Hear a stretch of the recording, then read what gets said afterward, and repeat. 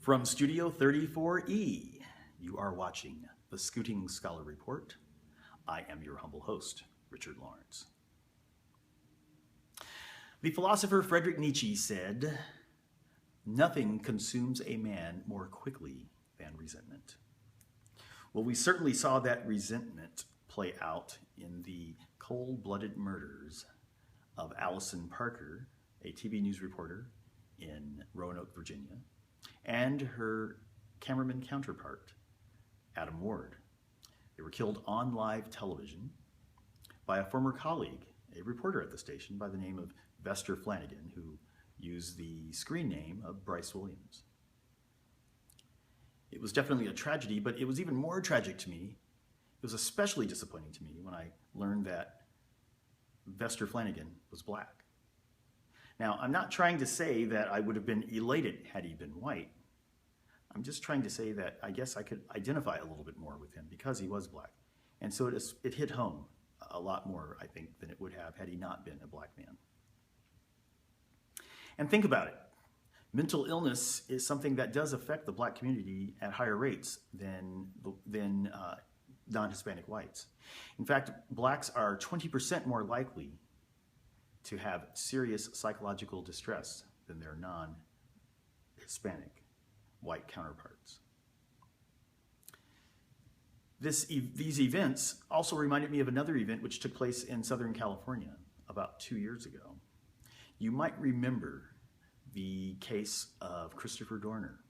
Dorner was a former Los Angeles police officer who had some grievances of his own.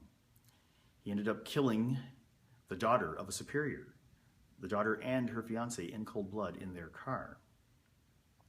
His actions also led to the deaths of a couple of other police officers. Like Flanagan, Dorner had a manifesto which outlined past injustices, some serious, some not so serious. And according to FBI profiler Mary Ellen O'Toole, this is not an uncommon thing. We also saw people such as Elliot Rodger, the young man who went on the rampage near the University of California, Santa Barbara, last year, back in 2014, when he killed a number of people, stabbing and shooting young people there in the Isla Vista area.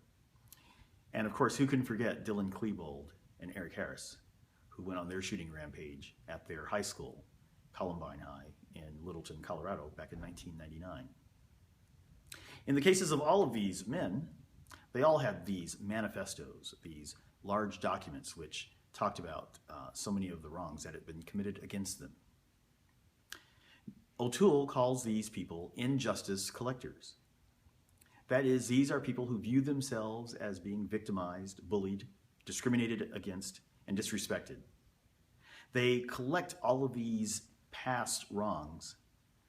They let them simmer and fester to the point where, as Flanagan said of himself, that they become human powder kegs that eventually go boom.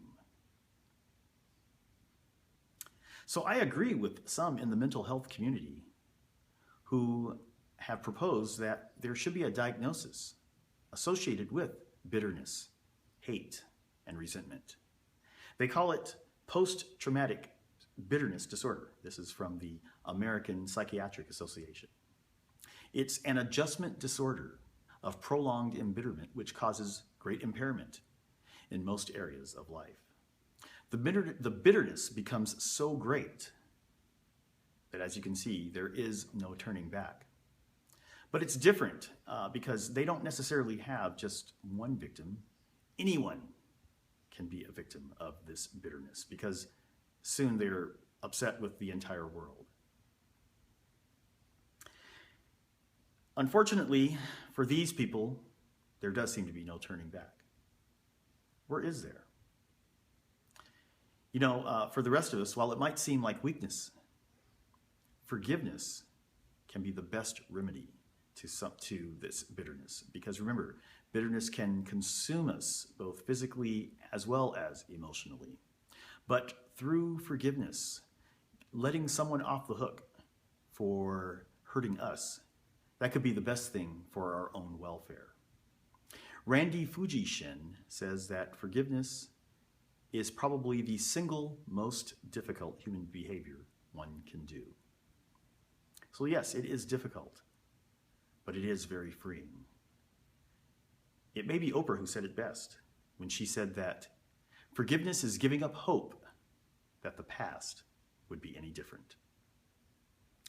And perhaps if Vester Flanagan and Christopher Dorner and Elliot Rodger and Dylan Klebold and Eric Harris and a host of others had had such an outlook, maybe, just maybe, their victims would be alive today.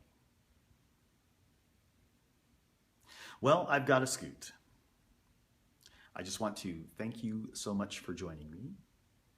I would love it if we could continue this conversation online. Remember, I am on Facebook, where I'm facebook.com/The Scooting Scholar, on Twitter @RJ Lawrence Jr., and of course at my own website, thescootingscholar.net. So once again, thank you so much for joining me. Oh, and before I go, I neglected last week to wish my father a very happy birthday. I won't tell you how old he is since my mom asked me not to do so, but we'll just say he's a lot older than I am. Anyway, thanks so much for joining me, and I hope we get to do this again real soon.